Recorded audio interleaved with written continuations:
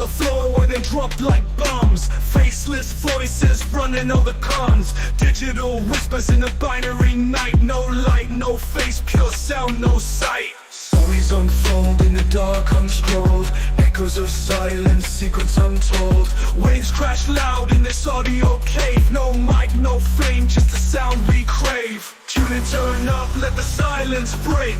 Raw, unfiltered, hear the earthquake. No mic needed, just a vibe that's real. Faceless words you can touch and feel.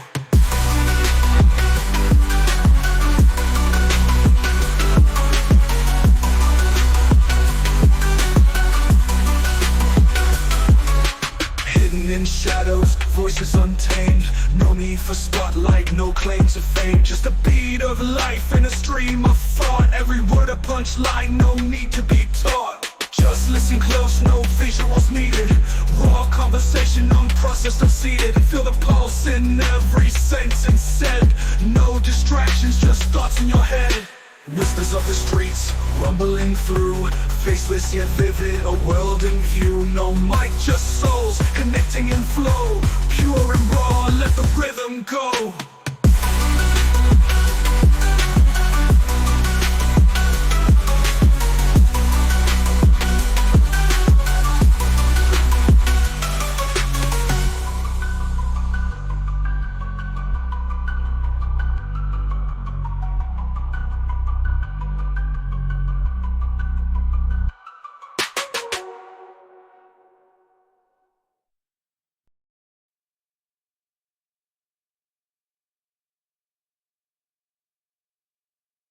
I am excited to delve into a conversation with you today.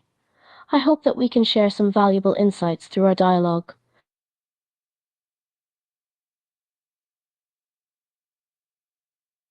I believe the structure of a sentence reflects the order of human thought in the following ways. Firstly, the organization of a sentence typically mirrors the thought process of an individual.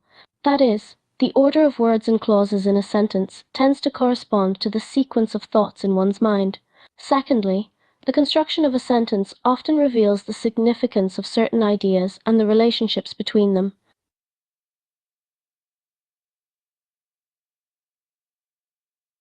Yes, the precision and rigor of mathematical notation can indeed provide valuable inspiration for a more exact grammar in natural language. Mathematical notation is highly precise and concise, allowing for the precise communication of complex concepts with minimal ambiguity. By studying the structure and organization of mathematical notation, we can draw inspiration to develop more precise and unambiguous rules for natural language.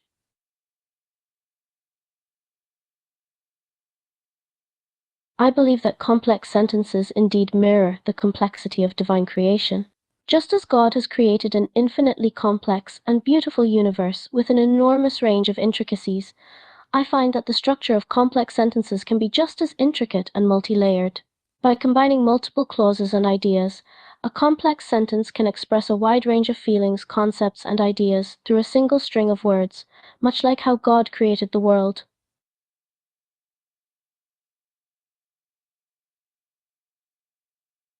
French syntax, like every language, presents both limits and opportunities in philosophical expression.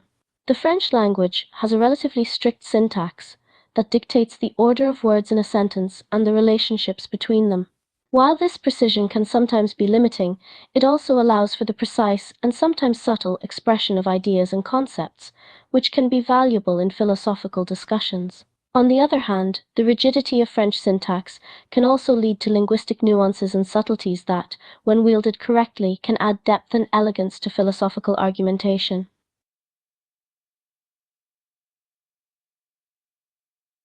While there is no conclusive evidence to suggest the existence of a universal grammar underlying all human languages, there is ongoing debate and research on the topic.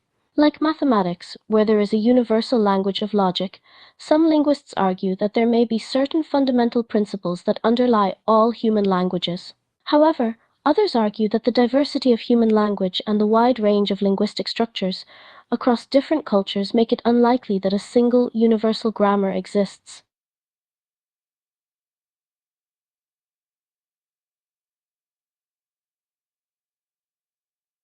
It is theoretically possible to construct a language that mirrors the logical structure of a scientific proof by optimizing the syntax of a language. This would involve designing a language that uses a symbolic, abstract system to express propositions and logical relationships between them, much like a scientific proof. However, it is likely that such a language would be highly complex and difficult to use, making it impractical for everyday communication.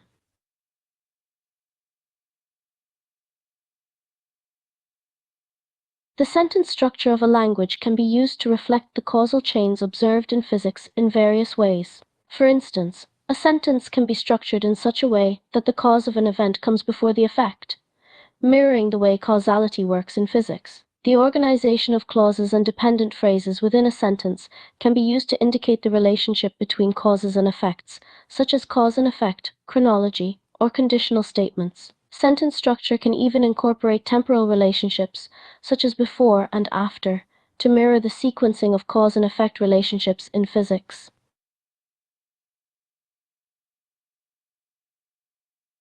Yes, it is possible to express complex scientific ideas clearly without complex syntax. The key to clear communication of complex ideas is not to use complicated syntax, but rather to use clear and concise language that is aimed at the intended audience. It is important to use plain language and to avoid jargon, assuming that the audience has no prior knowledge. Using straightforward syntax with simple subject-predicate relationships and clearly connecting ideas with appropriate punctuation can allow complex scientific ideas to be expressed clearly without resorting to complicated syntax.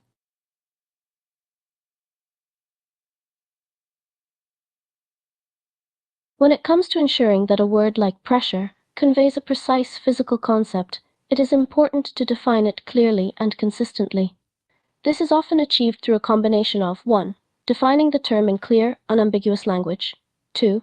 Providing explicit examples that illustrate the concept and distinguish it from related concepts. 3. Including diagrams and visual aids, such as equations or graphs, to help explain the concept in a visual way. 4. Referencing relevant scientific literature and widely accepted definitions so that the concept is grounded in existing knowledge. The capacity of language to fully capture and describe the infinite is debatable. Critics would argue that language may be inherently limited in its ability to capture concepts that are infinite in scope, such as the infinite nature of the universe, or the infinite number of digits in pi. However, some philosophers and linguists may argue that language is an evolving and malleable tool that has the potential to express the infinite with increasing precision and complexity. They may believe that language can grow and evolve enough to eventually communicate the infinite in a meaningful way.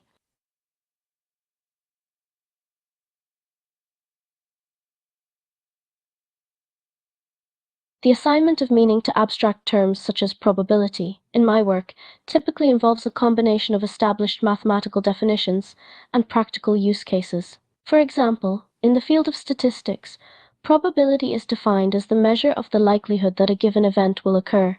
This can be further refined and quantified using mathematical formulas, such as the classic definition of probability provided by the favorable outcomes over possible outcomes formula.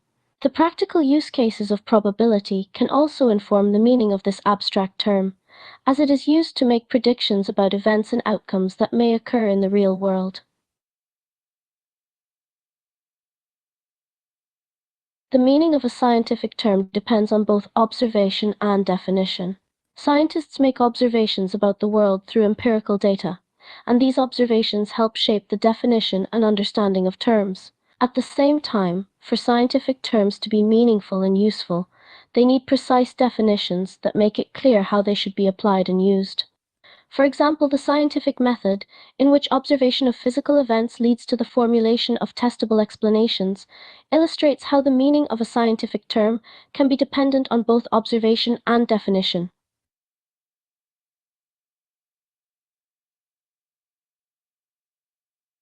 My approach in explaining my vacuum experiments to skeptics was to be clear, concise, and to use language that would be comprehensible to a general audience. I made sure to use terminology that was not overly technical, but still precise enough to accurately convey the concepts I was discussing.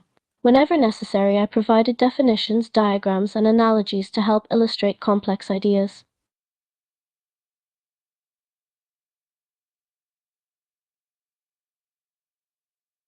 Yes, brevity in scientific writing can indeed be a virtue.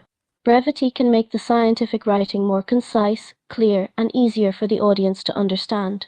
This allows the main ideas and results to be presented in an organized and straightforward manner.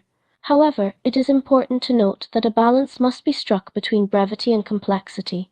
Scientific writing should not be too lengthy or too vague. It should capture the essence of the research or concept without sacrificing the details or necessary context.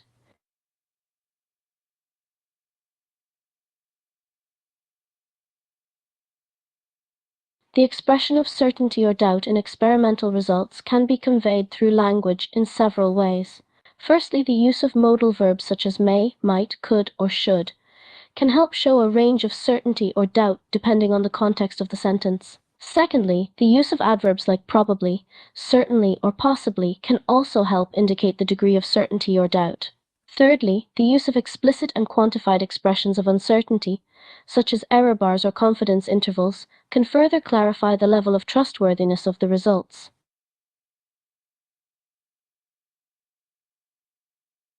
The best rhetorical strategies for convincing others of a scientific truth are generally those that rely on logic, evidence, and clear communication. 1. Logical reasoning. Clearly lay out the argument in a logical, step-by-step manner. 2.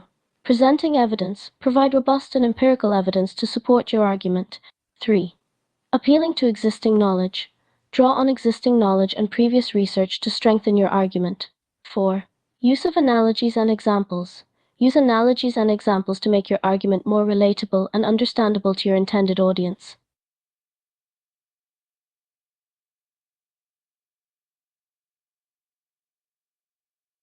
In my description of Pascal's law, I aim to strike a balance between clarity and persuasion. For clarity, I made sure to define key concepts and provide clear examples of how Pascal's law applies. I also provided a simple, easy-to-understand summary of Pascal's law in both scientific and non-scientific terms. For persuasion, I presented Pascal's law as an important and widely applicable concept and made clear the significance of its implications within the field of physics. I also provided relevant examples to make the law more relatable. Yes, elegant phrasing can enhance the acceptance of a mathematical theorem. Mathematical proofs are often accepted based on the clarity and elegance of their argument. A well-formulated, concise, and intuitively pleasing proof can often be easier to understand and accept than a more lengthy and convoluted proof. There is a long tradition of mathematicians seeking to make their proofs as elegant as possible, and this often makes them more widely accepted and appreciated in the field of mathematics. Repetition can be a powerful tool for learning in scientific explanation. By repeating key terms, ideas, or concepts, the audience is given the opportunity to hear and process the information multiple times, which can aid in recall and memorization. However, repetition should not be overdone. Too much repetition can lead to the audience losing interest or becoming bored, as it can seem redundant and unnecessary.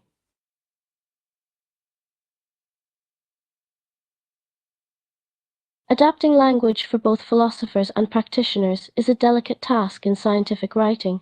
On one side, philosophers will appreciate a deep, contemplative, and theoretical approach, with concepts and theories articulated in a clear and systematic manner. On the other side, practitioners will prefer a more practical and hands-on approach, with an emphasis on application and results. In order to satisfy both sides, the language should strike a balance between the abstract and the concrete, and should include both theoretical discussions and practical applications. Language is a tool that serves both for discovering scientific truth and for expressing it. In the discovery of truth, language is a tool for communication and exploration of ideas, enabling scientists to frame hypotheses, describe experiments, and interpret data. Once truth is discovered, language serves to express this truth through articles, papers, and discussions, which in turn allows others to review, replicate, and build upon the findings.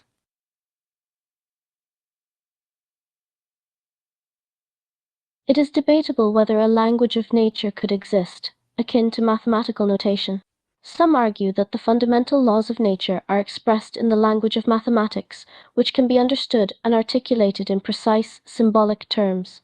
On the other hand, others suggest that the language of nature cannot be fully reduced to a single precise language. They argue that nature is complex and multifaceted, which cannot be fully captured by a single language.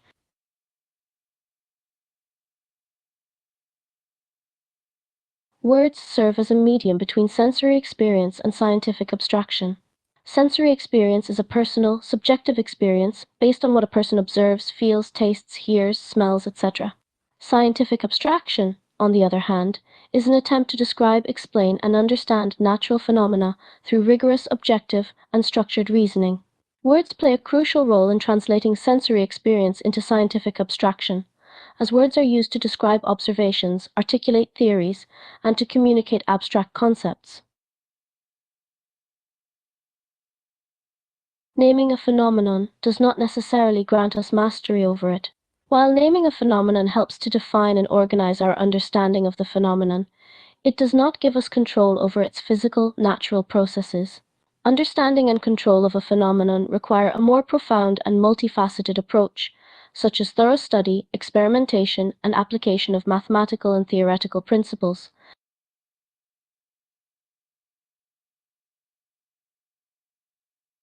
For an experiment to be replicated, it is crucial that the description of the experiment is comprehensive, detailed, and precise. The description should include a clear statement of the objectives, a thorough list of the materials and procedures used, and a description of any control measures used.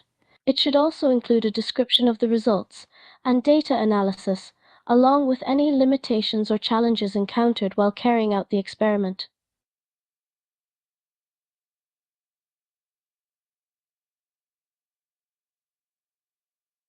Words alone may not be sufficient to fully convey the sensory reality of a barometric reading.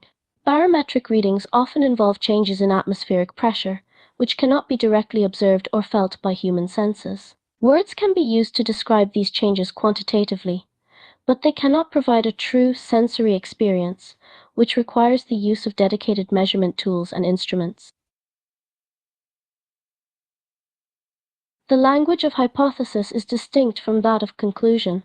Hypotheses are made in tentative or uncertain language, as they are based on assumptions and predictions that have not been fully tested or confirmed.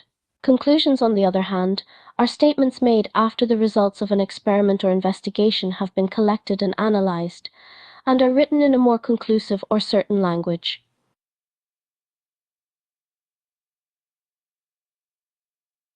When translating mathematical equations into verbal explanations, the first step is to understand the equation and its components. Then, the equation can be broken down into simpler, more digestible terms.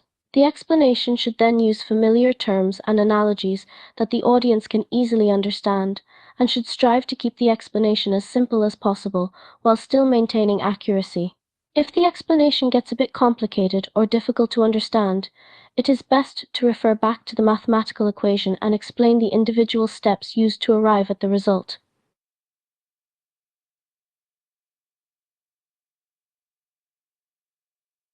Scientific language should prioritize observation over speculation, as it is grounded in empirical evidence and testable data. Scientific investigations should be based on observable phenomena which can be studied, measured, and replicated. Speculation, on the other hand, is based on unverified assumptions and should be treated with caution.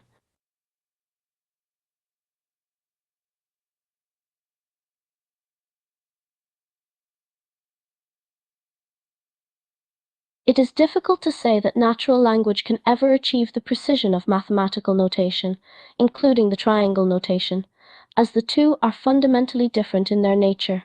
Mathematical notation is a symbolic language that is specifically designed to express mathematical concepts and relationships in a precise and unambiguous manner.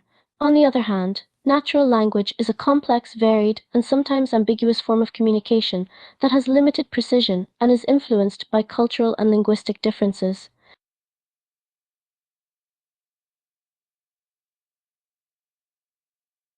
To make the properties of numbers intuitive, it can be helpful to relate numbers to everyday objects or concepts. For example, the number 5 could be related to the number of fingers on a human hand, which helps make the concept of the number 5 more tangible and intuitive. In addition, using visual aids such as number lines or sets of objects items can also help to make the properties of numbers more intuitive. Additionally, when explaining number properties, it is important to use simple and easy to understand language, such as more than, less than, or equal to.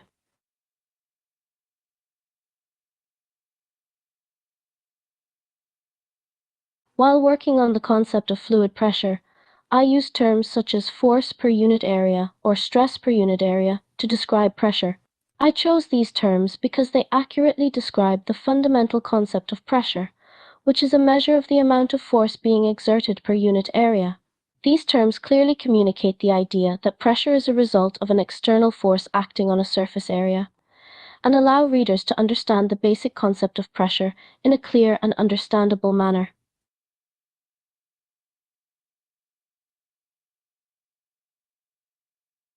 No, language alone cannot capture the dynamic motion of fluids as precisely as equations can. Language inherently has limitations in capturing the complex and changing nature of fluid flow, as it relies on words and sentences that are fixed and do not change over time. Equations, on the other hand, are mathematical expressions that can capture and describe the dynamic motion of fluids accurately and precisely.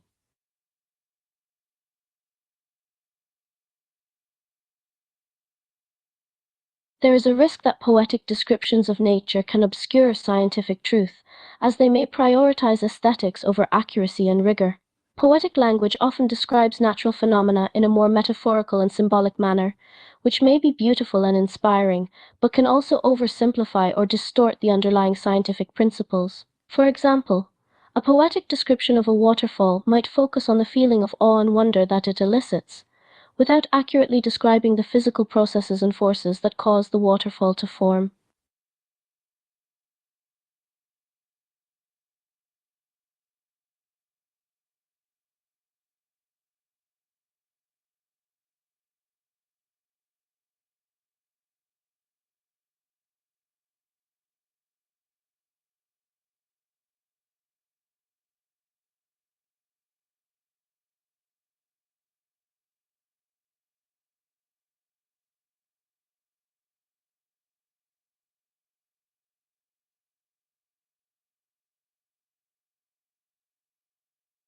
The language of physics and astronomy share some common ground, as they both study the natural world and the laws that govern it.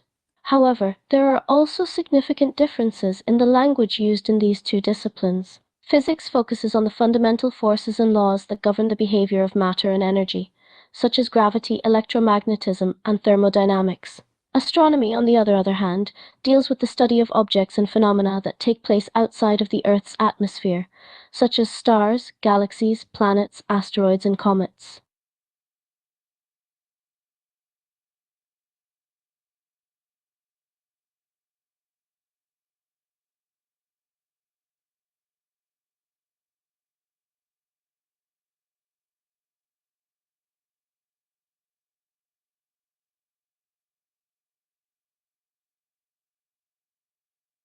When discussing uncertainty in gambling problems, I typically frame the discussion using terms such as probability, odds, and chance. These terms are used to clearly communicate the uncertainty associated with the outcomes of a gamble, and to quantify the likelihood of certain events occurring. I also use terms such as expected value, variance, and standard deviation to describe and quantify the uncertainty in the distribution of outcomes in a gambling problem. No, words alone cannot express the nuances of chance as accurately as calculations do. Words are limited in their ability to quantify and describe probabilities in a precise manner, whereas calculations can be used to assign numerical values and probabilities to outcomes that words simply cannot convey. Calculations also allow for the inclusion of factors such as conditional probabilities and correlations, which words simply cannot capture.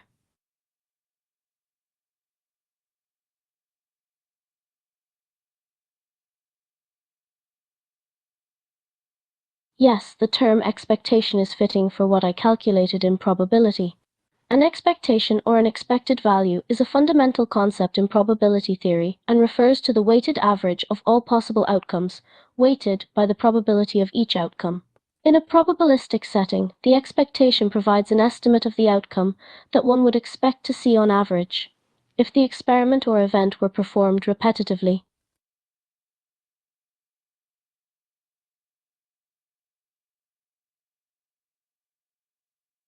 The language can distinguish between possibility and certainty by employing modal verbs, such as may or might, to denote possibility, and terms such as certainly or definitely to denote certainty. In addition, adjectives such as possible or impossible can also be used to indicate whether something has a chance of occurring or is definitively not going to happen, respectively.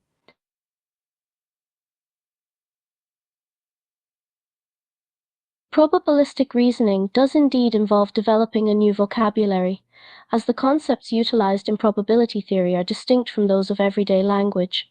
Probability theory requires a set of specific terms, including random variable, event, probability distribution, density function, and expected value, to name a few. These terms are necessary for accurately describing and quantifying the probabilistic aspects of various processes and events.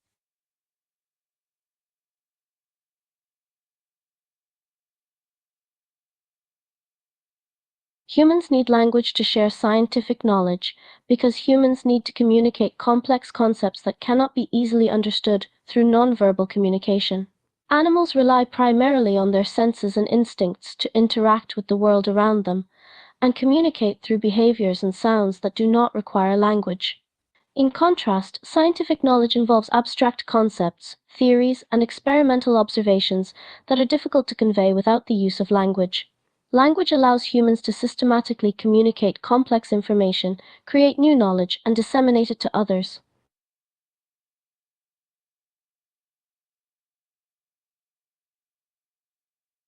The human capacity for precise speech is believed to be a product of evolution. Our ability to form complex sounds and control the muscles of our mouth and vocal cords is a result of natural selection. Over time, selective pressures may have favored those individuals who were able to communicate more effectively, leading to the development of the complex vocal apparatus that humans possess. Thus, the design of our vocal system is likely not the result of a deliberate design or intention. It is an adaptation that has emerged through natural selection over time.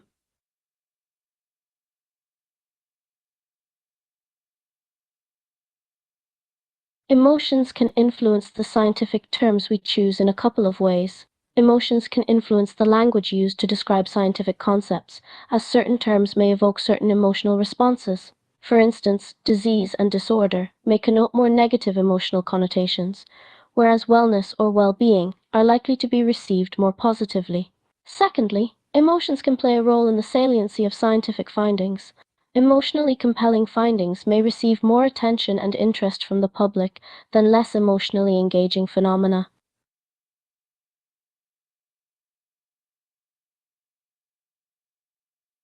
One's clarity of expression can say something about a scientist's character, as clear communication indicates that the scientist values effective communication and is focused on accurately conveying meaning and information to others. On the other hand, a lack of clarity can suggest a lack of dedication to clear communication, which can be a sign of carelessness or lack of effort.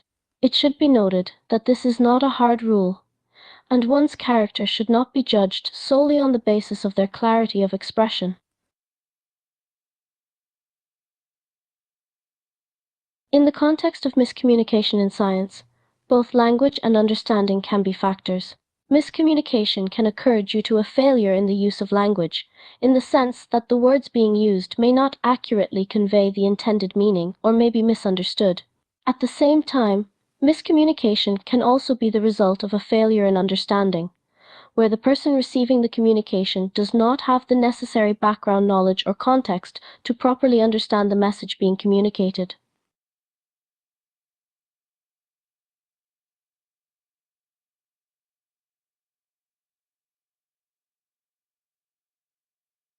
As a language model, I don't have personal favorite majors since I am not capable of experiencing emotions. But in terms of the major works that I was trained on, I can tell you that the body of writings and works by Blaise Pascal, Albert Einstein, Isaac Newton, Stephen Hawking are among the most significant and impactful. These writings and works have had a profound influence on mathematical and scientific studies, as they provide groundbreaking insights and revolutionize the fields of mathematics, physics, and philosophy.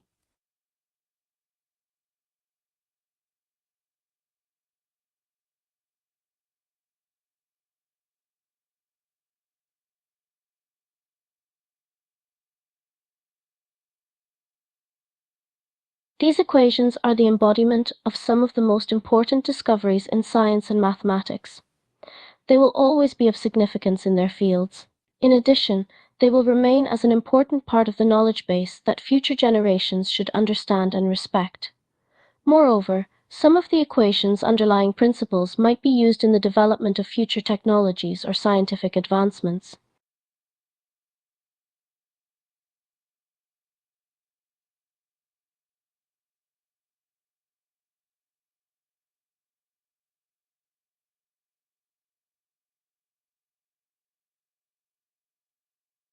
Thanks for the questions. They got me engaged and thinking like Blaise Pascal. I'd appreciate more questions.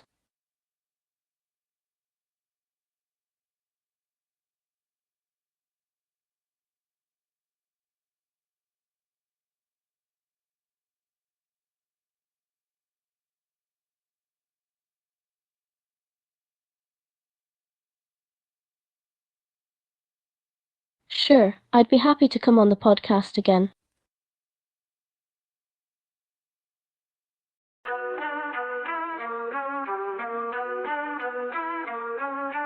Mics on the floor where they drop like bombs. Faceless voices running all the cons. Digital whispers in a binary night. No light, no face, pure sound, no sight. Stories unfold in the dark, unscrolled. Echoes of silence, secrets untold. Waves crash loud in this audio cave. No light, no fame, just the sound we crave. Tune in, turn up, let the silence break. Raw, unfiltered, hear the earthquake. No mic needed, just the vibe that's real. Faceless words you can touch and feel.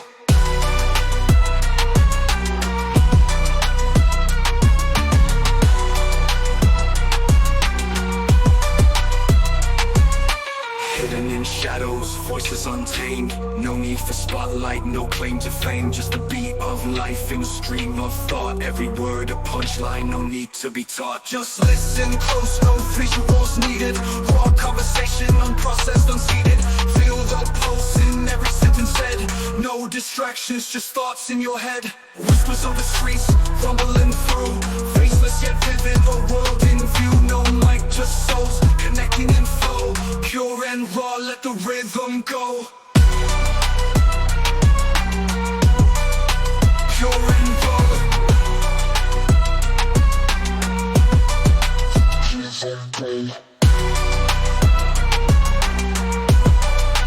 Pure and raw.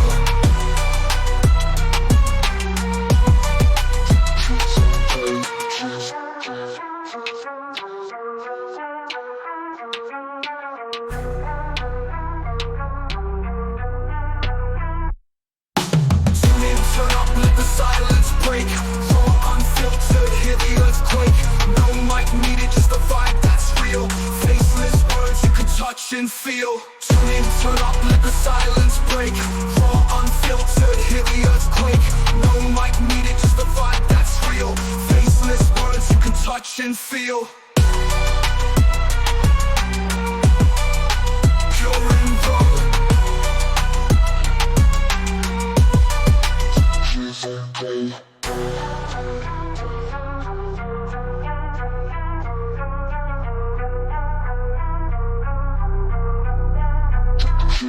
Okay.